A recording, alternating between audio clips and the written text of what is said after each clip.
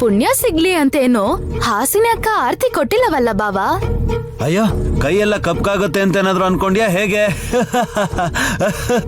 ನಿಮ್ ತಲೆ ಅದ್ರಗಿಂತ ಜಾಸ್ತಿ ಓಡಲ್ಲ ಅಂತ ನನಗ್ ಗೊತ್ತು ಬಿಡಿ. ಹಾಗ್ ನಗ್ಬೇಡಿ ಕೋತಿ ತರ. ಆರ್ತಿ ತಟ್ಟೆ ಹಿಡ್ಕೊಳಕ್ಕೂ ಏನಾದ್ರೂ ಕಾರಣ ಇದೆಯಾ? ನಾನು ಅದನ್ನ ಹೇಳೋದಕ್ಕೆ ತಾನೇ ಬಂದಿರೋದು. ಗಡಿ ಬಿಡಿಯಲ್ಲಿ ದೇವಿಪುರಕ್ಕೆ ಹೋಗಿದ್ ನಮ್ಮ ಅಕ್ಕ ಹುಷಾರಾಗಿ ವಾಪಸ್ ಬರ್ಲಿ ಅಂತ ಪೂಜೆ ಮಾಡಿದಾಳೆ ನಮ್ಮ ಹಾಸಿನಿ ಅಕ್ಕ. ಹೌದ್ ಸುಮನಾ, ಒಳ್ಳೆ ಕೆಲಸ ಮಾಡಿದ್ರೆ ಖುಷಿ ಪಡ್ಬೇಕು. ಇಲ್ಲ ಅಂತಿಲ್ಲ ಚಿಕ್ಕ ಯಜಮಾನ್ರೆ, ಆದ್ರೆ ಇಷ್ಟಪಟ್ಟು ಕಷ್ಟ ಪಡೋದ್ ಯಾಕೆ ಅಂತ ಕೇಳ್ತಿದೀನಿ. ಆರ್ತಿ ಕೊಟ್ರೆ ಕಷ್ಟ ಯಾಕೆ ಸುಮನಾ? ನಿಂಗ್ ಅರ್ಥ ಆಗ್ಲಿಲ್ಲ ಅಕ್ಕ. ಹೋದ್ವಾರ ಕನ್ನಡಿಯಲ್ಲಿ ಕಾಣಿಸಿದ ಸೀರೆಗೋಸ್ಕರ ನೀವೆಷ್ಟು ಒದ್ದಾಡಿದೀರ ಅಂತ ನಂಗೆ ಗೊತ್ತು.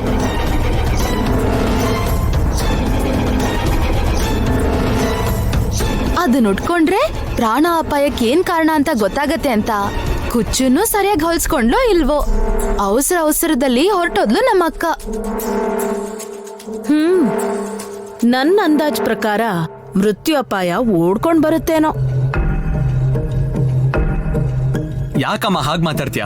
ಒಳ್ಳೆ ದುಡಿಬೇಕು ಅಲ್ವಾ? ಶುಭಂ ಬಂ ಬಂ ಶುಭಂ ಬಂ ಶುಭಂ ಅಂದೆ ತಾನೆ? ಇವಾಗ ಒಳ್ಳೇದಾಗ್ಬಿಡುತ್ತಾ? ಅಯ್ಯೋ ದಡ್ ಶಿಖಾಮಣಿ, ಅಭಿಮಾನ ಮನ್ಸಲ್ಲಿದ್ರು ಅನುಮಾನ ಅನ್ನೋದು ತಲೆಯಲ್ಲಿ ಇರ್ಲೇಬೇಕು.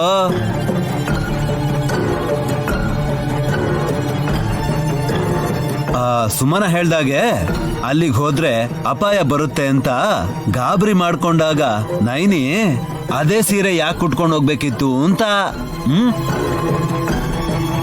ಅವಳಿಗೆ ಬರೋ ಅಪಾಯನ ದೂರ ಮಾಡ್ಕೊಳ್ಳೋದಕ್ಕೆ ನಾವ್ ಹೇಗೂ ಅವಳ ಜೊತೆ ಹೋಗೋದಕ್ ಆಗ್ಲಿಲ್ಲ. ಹಾಗಿದ್ಮೇಲೆ ಅಮ್ಮನವರಾದ್ರೂ ಅವಳ ಬೆನ್ನ ಹಿಂದೆ ಇದ್ದು ಎಲ್ಲ ಒಳ್ಳೇದಾಗ್ಲಿ ಅಂತ ಕೇಳ್ಕೊಳ್ಳೋದ್ ಬಿಟ್ಬಿಟ್ಟು ಹೀಗ್ ಹೇಗಂದ್ರೆ ಹಾಗೆ ಮಾತಾಡ್ತಾರ ಯಾರಾದ್ರೂ? ಹೋಗ್ಬೇಕಿತ್ತಕ್ಕ ನೀನು ಕೂಡ. ಮೇಲಕ್ಕ ನಾನ್ ಹೋಗೋ ಮುಂಚೆ ನಿಮ್ಮನ್ನಾದ್ರೂ ಕರ್ಕೊಂಡು ಹೋಗ್ತೀನಿ ಬಿಡಿ. ಜೋಕ್ ಮಾಡ್ಬೇಡ.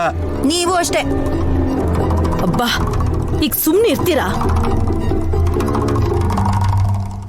ನೀವು ಅಂದ್ಕೊಳ್ಳೋದ್ರಲ್ಲಿ ಏನ್ ಆನಂದ ಸಿಗುತ್ತೋ ಗೊತ್ತಿಲ್ಲ, ಆದ್ರೆ ಅಂದ್ಕೊಳ್ದೇ ಇರೋ ಅಪಾಯದಿಂದ ನೈನಿ ಹೇಗ್ ಆಚೆ ಬರ್ತಾಳೆ ಅನ್ನೋ ಭಯನೇ ಇಲ್ಲ ನಿಮ್ಗೆ.